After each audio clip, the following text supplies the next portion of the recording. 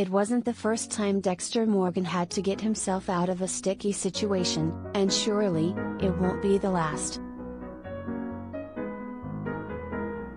In this Sunday's episode of Dexter, New Blood, one of TV's most awkward father-slash-son reunions was interrupted when police enforcement, and the whole dang town of Iron Lake, descended upon Dexter's property to search for the recently missing Matt Caldwell.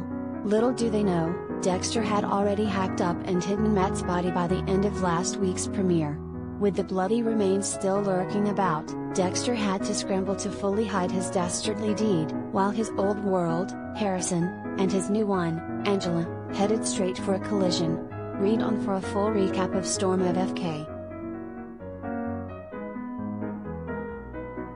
"So, you're not dead," Harrison says to his formerly estranged father. Unsurprisingly, he's not happy about being deceived and abandoned. Who can blame him?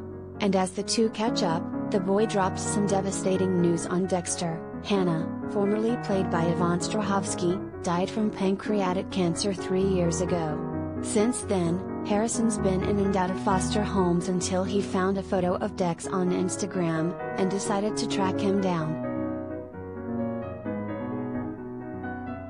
Dead Deb, aka Dexter's inner monologue, is not happy that Harrison's here. Dexter tells her his son will prevent him from killing again, to which she replies, "If by some goddamn miracle you don't end up killing him, you sure as ST will FK him up." From the looks of it, this is one scare tactic from his conscience he's planning to ignore.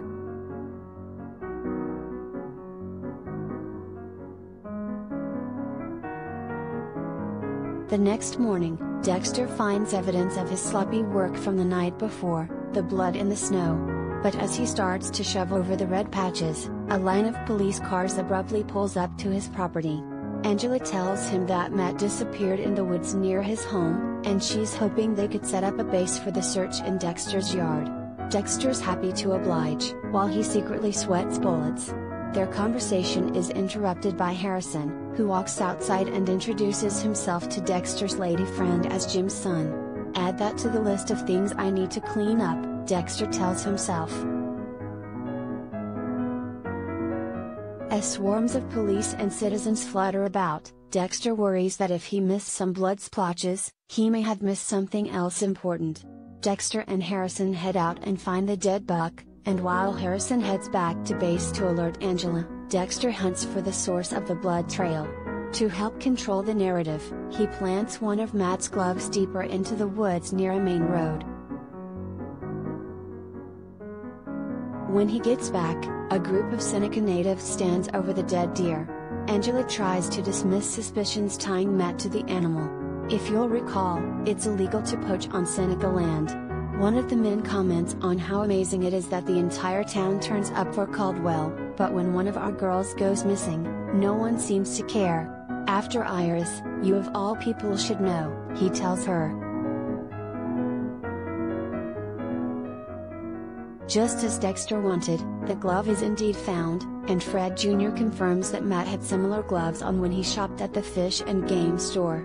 This clearly isn't Dexter's first rodeo. Deborah reminds Dexter that he's a serial killer who can't wait to kill again, and that he loves that he's going to get away with murder. "You're going to fail this boy 1,000 different ways because of it," she taunts, causing Dexter to explode in a fit of rage.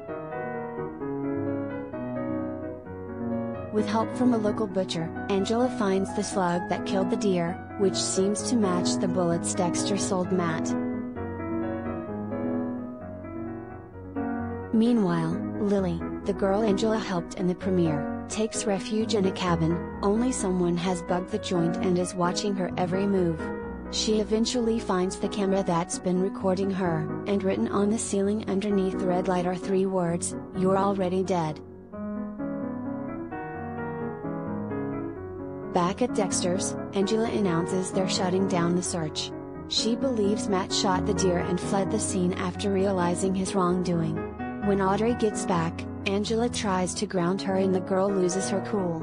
"How many times do I have to tell you, I'm not Iris?" Sounds like Angela may have a secret or two of her own. That night, Harrison reveals a letter in his possession that Dexter wrote to Hannah: "Reach out to me if Harrison shows any dark tendencies." The boy wants answers. Why did Dexter fake his own death to hide from him?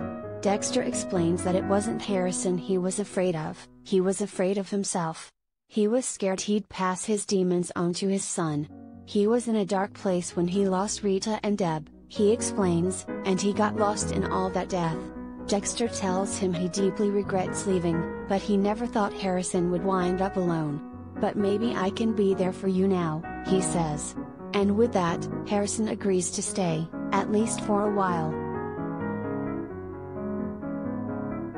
Matt Statkert arrives to the scene just as the cops are packing up, but he doesn't buy the story Angela pitches him. He begs the search party not to give up, and they agree to continue searching through the night. As the episode wraps, we see that Dexter has stashed Matt's dismembered body and gun in the soil underneath a bonfire outside. Who is this Irish girl, and how long will Dexter be able to hide the body? Drop your thoughts in a comment below.